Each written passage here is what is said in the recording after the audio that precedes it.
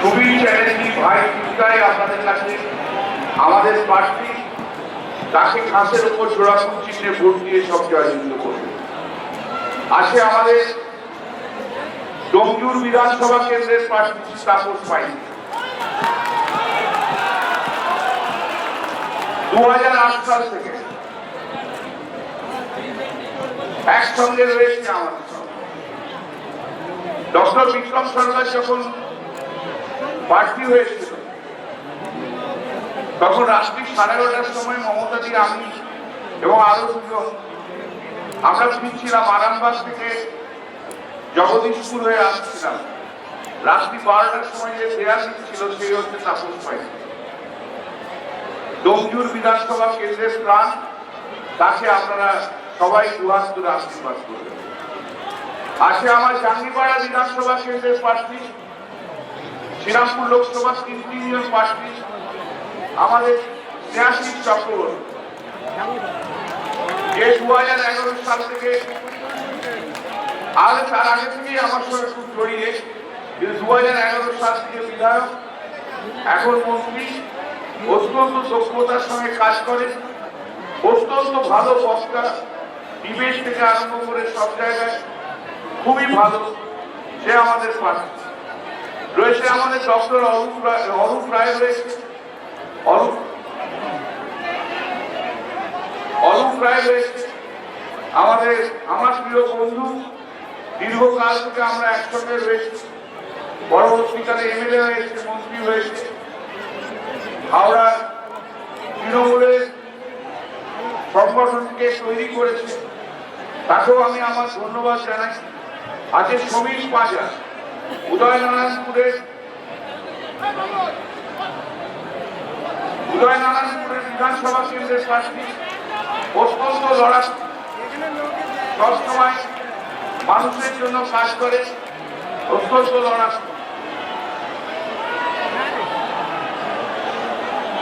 আছে হাওড়া উত্তরের প্রার্থী আমাদের জেলা প্রেসিডেন্ট গৌতম চৌধুরী, কেউ রয়েছে, তাকেও আপনারা সবাই মিলে আশীর্বাদ করুন। আছে আমাদের জগৎবল্লভপুর এবং ডোমজুরের সমস্ত নেতৃত্ববৃন্দ এখানে রয়েছে। এখানে রয়েছেন আপনারা যারা আজকে এসেছেন দিদির বক্তব্য শোনার জন্য।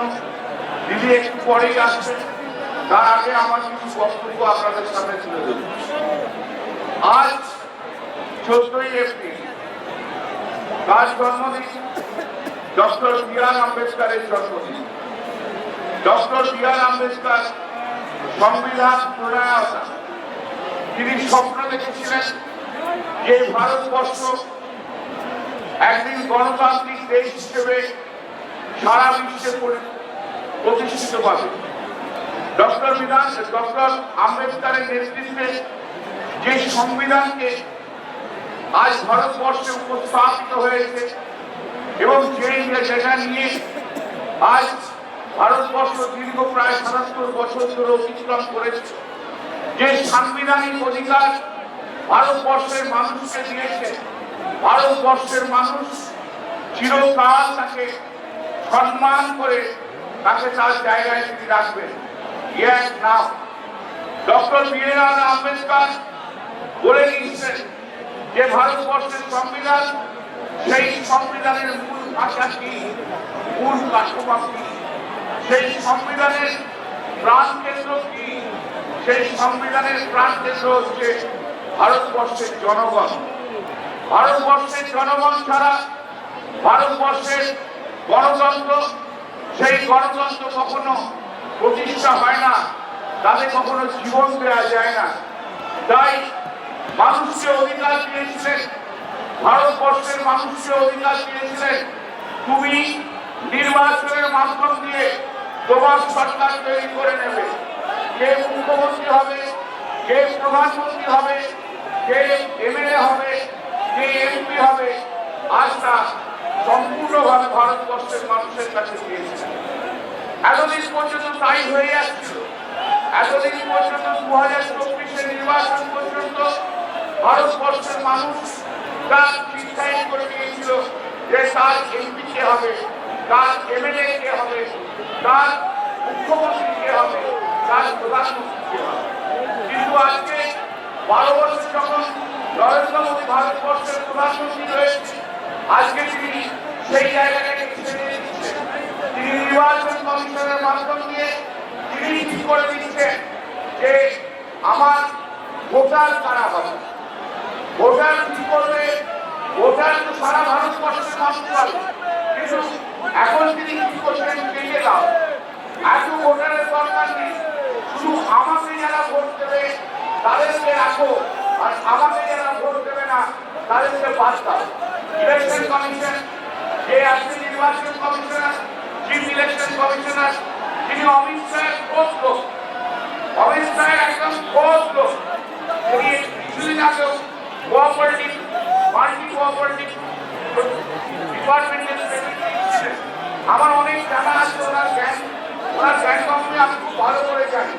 ওই জয়েন্ট পার্লামেন্ট কমিটিতে যখন আমাদের সামনে অ্যাপিয়ার করেছিল, ভালো করে কথা বলতে পারছিল না, আইন তো দূরের কথা, ওর জ্ঞান কমিটি আমাদের জানা আছে।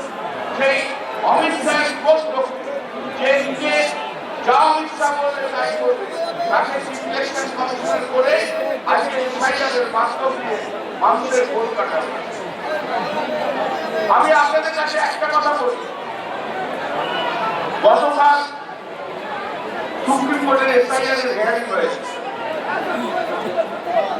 আমি সত্যি জানি আমার 45 বছরের প্রফেশনের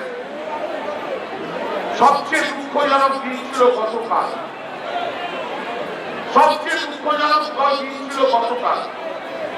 আমি কখনো ভাবতেই পারি আমি সংবিধানের ছাত্র, সংবিধান নিয়ে আমার 45 বছর কেটেছে, মানুষের যে লড়াই করেছি এতদিন ধরে, 42 বছর ধরে, আজ রাজনৈতিক জীবন আমার প্রতিটি মুহূর্ত, প্রতিটি জায়গায় সংবিধান আমার মূল মন্ত্র। এবং